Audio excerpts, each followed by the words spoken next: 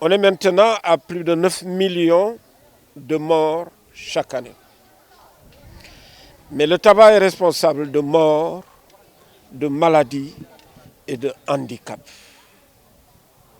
Pendant très longtemps, nous avons cru que le tabagisme, maladie universelle, n'était que la maladie des pays riches. Nous découvrons depuis quelques décennies que les compagnies de tabac n'arrivant plus à vendre suffisamment dans les pays occidentaux se tournent vers les pays en développement, les pays à revenus faibles et les pays à revenus intermédiaires. Mais ils ne le font pas tout seuls. Ils le font avec des complicités misérablement achetées au niveau des gouvernances sanitaires de ces pays. Malheureusement, jusque-là, le tabagisme recule dans les pays occidentaux, mais il n'est pas encore montré ou démontré le recul du tabagisme dans les pays pauvres. Et c'est là tout le sens de la bataille que la société civile est en train de mener. Et c'est le travail que nous avons fait pendant 2 ans pour arriver en 2016 à un décret unique pour l'application du tabagisme.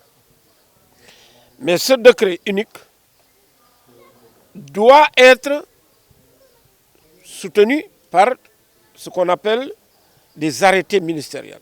Vous en avez connu un qui a imposé de mettre sur les paquets des avertissements sanitaires. Et le dernier qu'il nous reste, sur lequel nous sommes en train de travailler, ce sont les espaces de vente.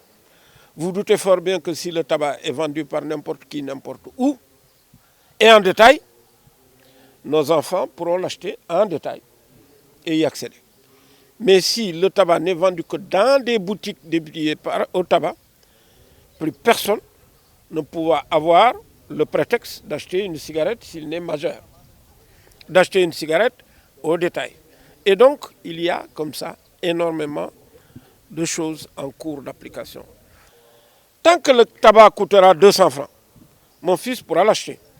Chaque travailleur pauvre, à la fin de la journée, pourra sortir de son salaire de quoi s'acheter un paquet de cigarettes.